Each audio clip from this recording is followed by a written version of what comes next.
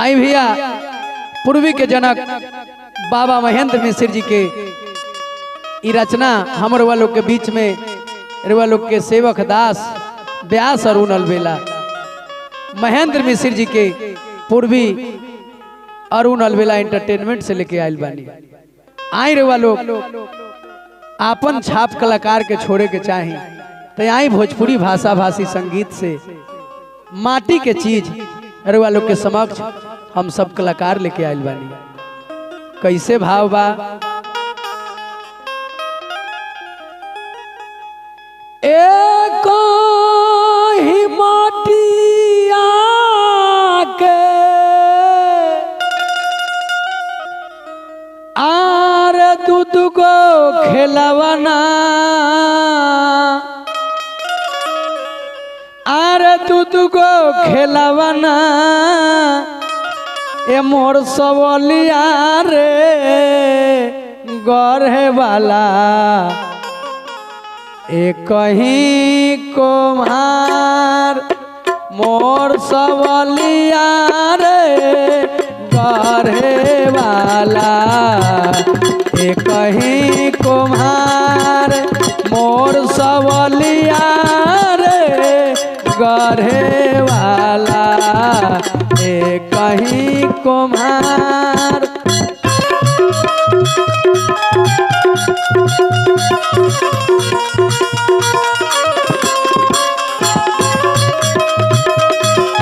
सब कोई के गढ़े वाला परमपिता परमेश्वर बारने भैया तो काहे के हमनी के मुंह में अधुराए के बा अच्छा कर्म करे के बा ए भैया। जय हो अनिल भैया।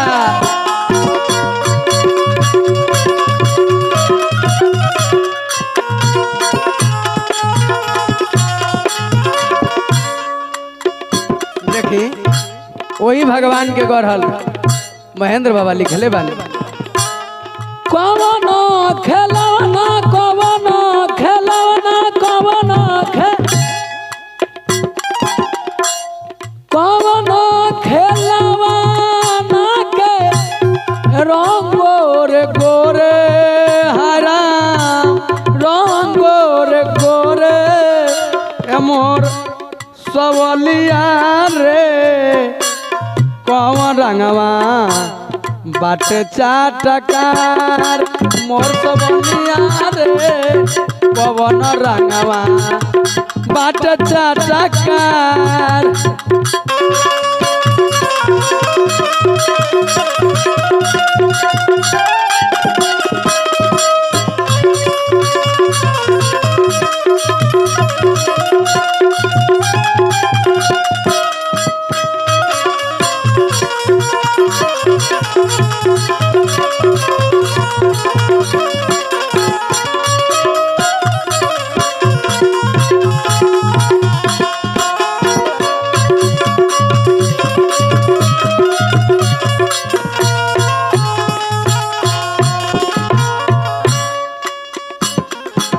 देखिए भैया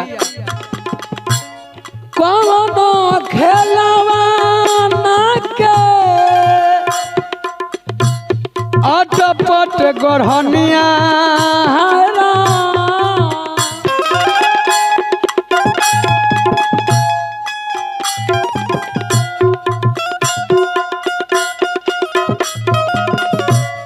कौनो खेलवाना के अटपट गढ़निया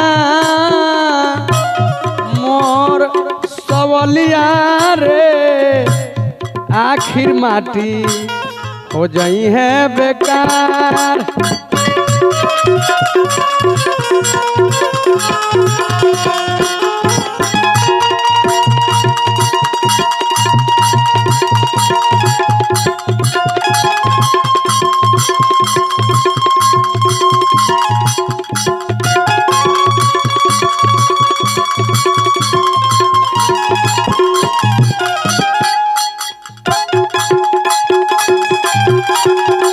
जय हो।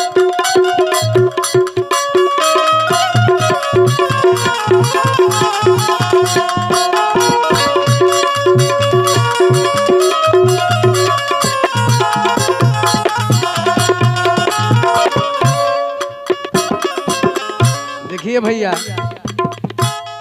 कहता महेंद्र पिया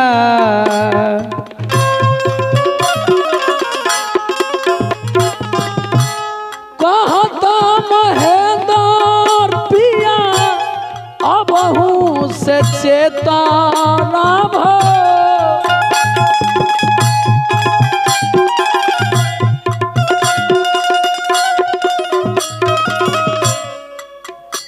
मोर सबलिया रे मानुष तनवा ए मोर सबलिया रे कहतनी महेंद्र बाबा कि 12 भाग से मानव के तन मिलेला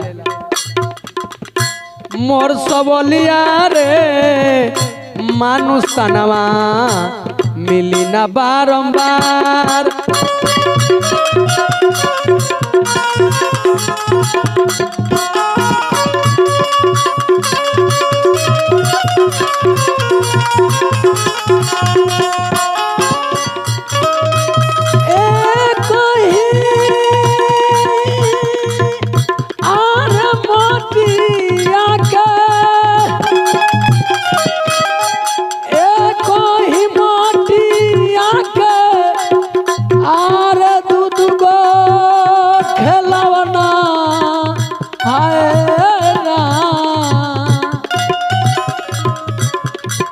दूगो खेलवाना मोर सबलिया रे गढ़े वाला एक ही कोम्हा मोर सबलिया रे गढ़े वाला एक ही कोम्हार मोर सबलिया रे गढ़े वाला एक ही कोम्हार।